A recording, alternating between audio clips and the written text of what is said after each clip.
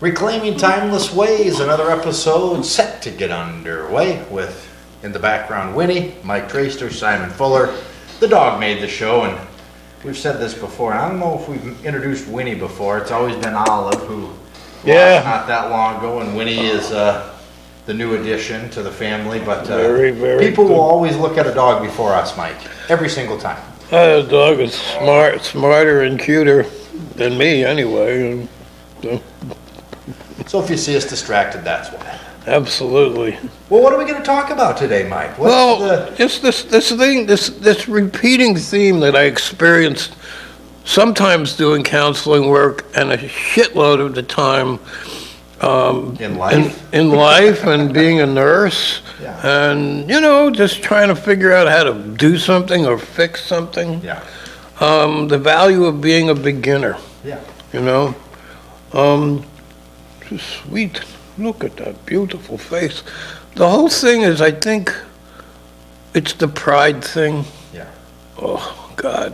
It is so dangerous, because when you really know that you know that you know, your mind is shut down and you're no longer looking. Yeah. You just have these, cliches of how things are done, and it's not enough.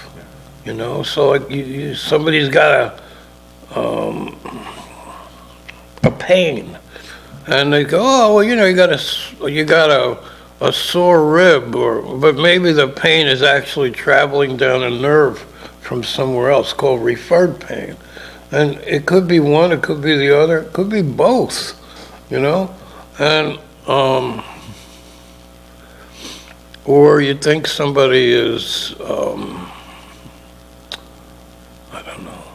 just, very agitated, and you think that it's from a circumstance in their life, but maybe it's what's called a paradoxical reaction to a drug. Paradox means it's backwards, So like a pain medicine makes pain worse, or a sedative gives you energy, like coffee puts you to sleep. Right. That would be Effect, yeah. right, paradoxical. And you're a mechanic and there's a sound and you think it's one thing, but it's another. I had a bad sound in my engine of my truck, and this 2.5, 3 years ago, and everybody said, oh, the bottom end of your engine is toast. You have no more engine. It's gone. You're going to lose that engine, in weeks or months. Nothing you can do about it. It's going to be very expensive. So I'm like, I don't think so. I think there was bad oil in the oil change, and it clogged up my lifters, and maybe it's even bothering my bearings. So I ran a flush through it, and I mean, it was rattling. It sounded like a death rattle. I ran a flush through it, and the RPM, it wouldn't rattle at 1,500. It went up to 1,800. So I did another oil change, another flush, and it went up a little more. It still does it, but I've had 3 more years of use. Right. So it wasn't what the shot. No. And I was like, well, if I just write it off and take them at their word, it's going to cost me a lot of money, but it's going to cost me $100 to experiment a little bit. So I did, and I was lucky. And it's still, the truck's a pain in the ass, and it's broken about half the time. I got to have a whole shitload of work done on it now. And I got a lot of cardio this summer pushing the truck. I think you've seen me once or twice. But, as a nurse, doing counseling, or just you're learning something new. Maybe, I don't know, how often do you learn something new about selling? That's your wheelhouse, not mine. Yeah, and I'm kind of trying to so far gather, you've given some different stories to your life, but, Right. the storyline being, being a beginner, I guess where I think you're going, or correct me if I'm wrong, is whatever it is, something that I guess you were going to ask me, that's your wheelhouse. Right. And/or something that, I'm gonna take it a step further and say, something that isn't your wheelhouse, are you trying to learn? And my example is, I've got a buddy who's a partner in the business, and we're trying to get into some other worlds that he's not comfortable in, Okay. primarily because he's unfamiliar.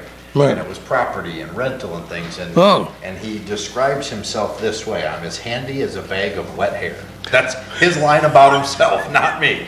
Okay, and there's truth to that, but I said to him, like, we had to go paint.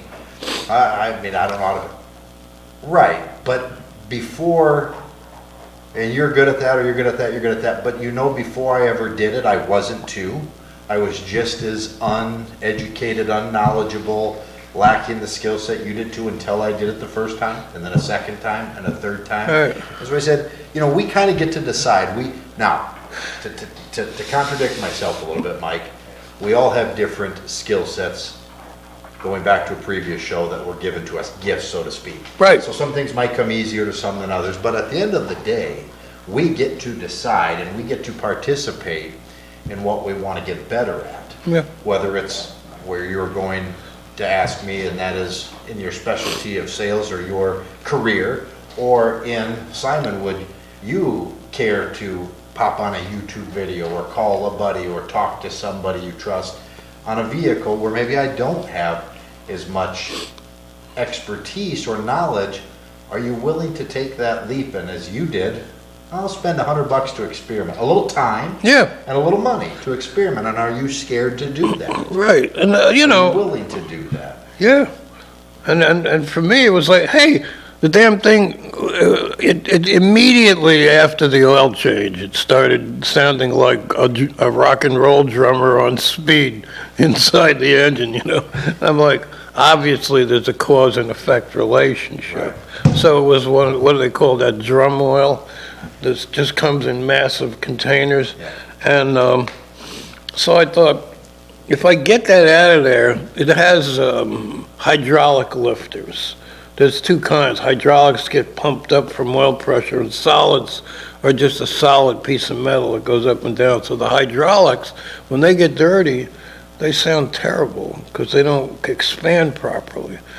So I'm thinking that's probably at least a large part of my problem, and maybe I can medicate the rest of it and get rid of some of the other symptoms, which turned out, I've gotten another 10 or 15,000 miles out of it, so my thinking was good.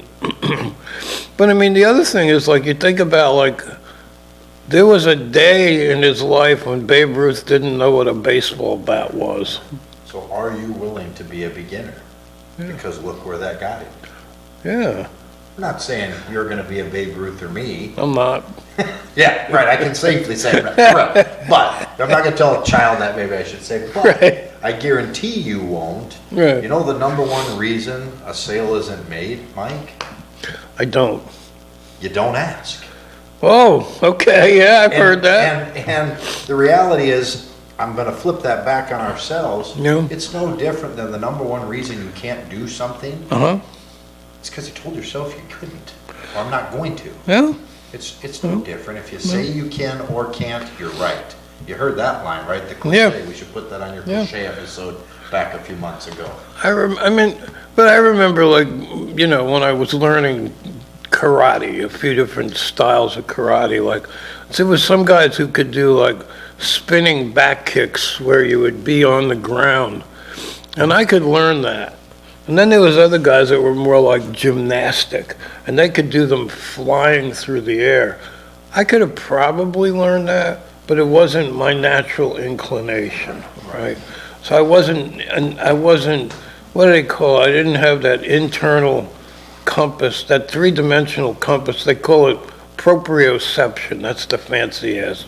That's what I call the $500 word, The reason we call it a $500 word is because they bill you 20 times as much for the same thing with a fancy word. You greedy scumbags. So,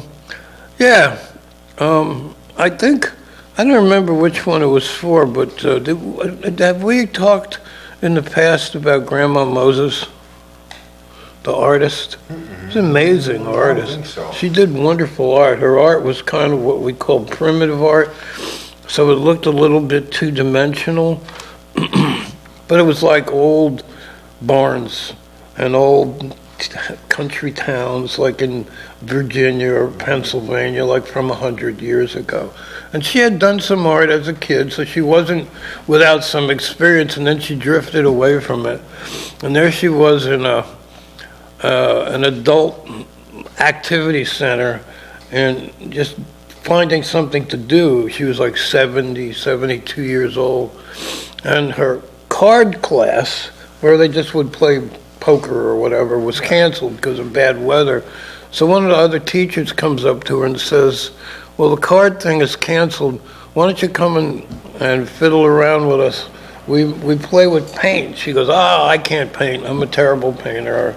Or maybe I did some as a kid. He goes, it doesn't matter. We're just putting color on paper. Right. It's fun. Right. And nobody's going to get a grade. You're not going to get an A or an F. So she goes, and she likes it. So she asks him if she can come back, and he goes, yeah. So she comes back, and she comes back about 5 or 6 times, like once or twice a week for 5 or 6 weeks. And she comes up to him one day and she goes, she says, I have a little bit of extra money in my budget. Would it be possible for me to pay you to give me individual lessons? He said, no, absolutely not. He said, however, I would like to pay you to give me lessons. And she became one of the most renowned artists on the face of the earth, starting in her 70s. And I think she painted until she was 100. Wow. Gorgeous, wonderful, primitive because it's simplistic and sort of idyllic in that simplistic way, you know? And it's a sweet puppy. But, you know, so she had to dial herself back to zero and be okay with that, you know? And I remember I was talking to somebody, an extremely talented young man, very, very well-educated mechanic. And it was a couple of weeks ago. He knows probably 20 times as much as I do. I always say I'm between 20 and 30% mechanic, self-taught, but that's about it. And he was very well trained and certified. He didn't know how to set points on an old distributor, because by the time he was trained, distributors were 30 years done. They replaced them with electronic ignition. So I explained to him how you do it in about a minute. And he listened. He didn't care, you know? And so that whole thing about being a beginner, or you find that a certain technique works in psychology most of the time for most people, but every now and then it will blow up in your face or in your patient's face, you know?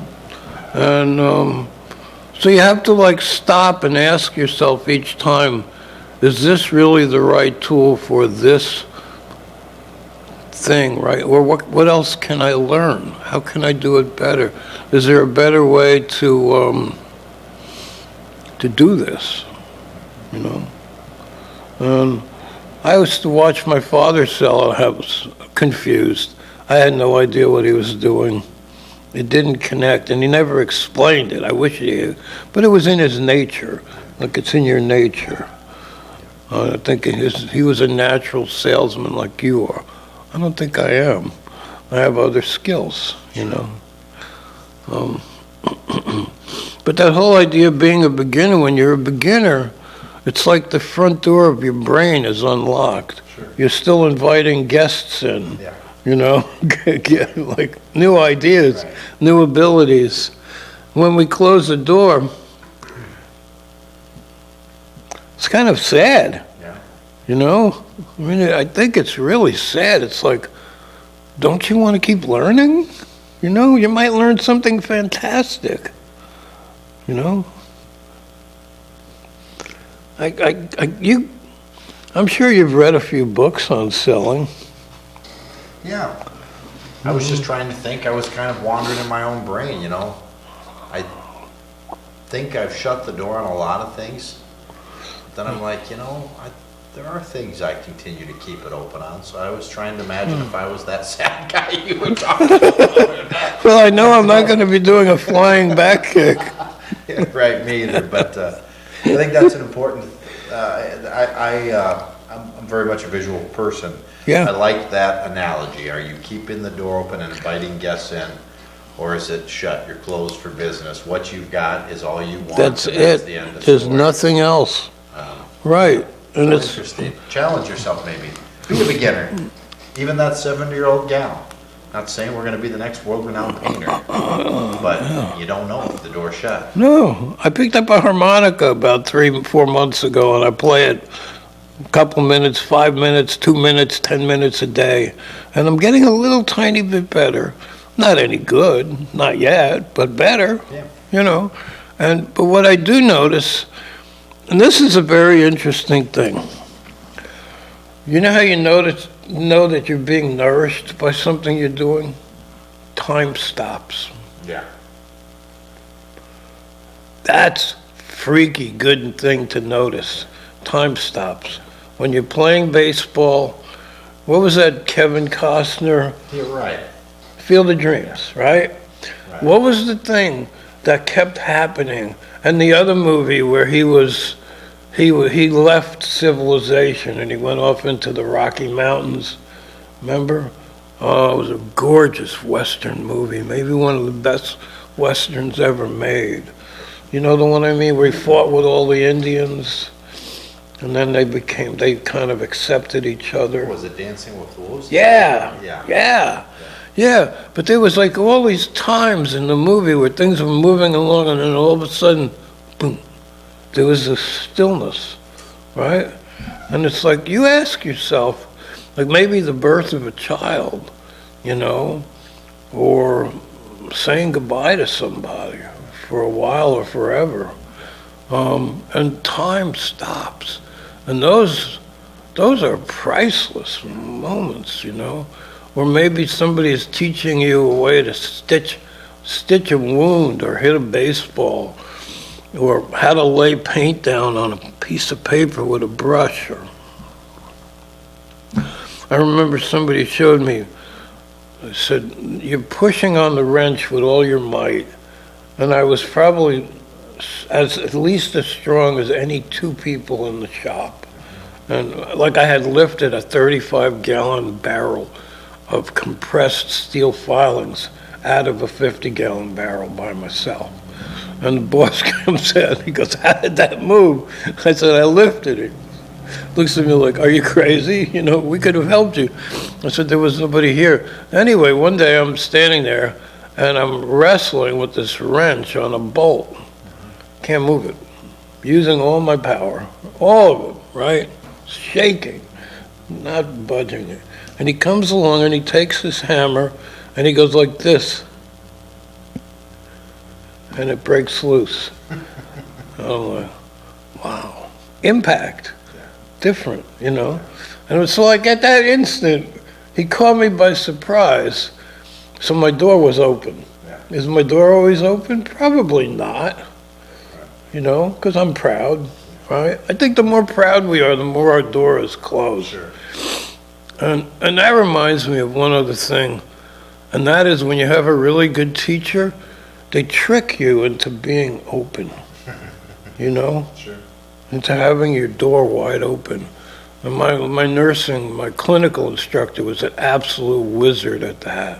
She was brilliant, so gentle, you know? And so I learned a lot from her.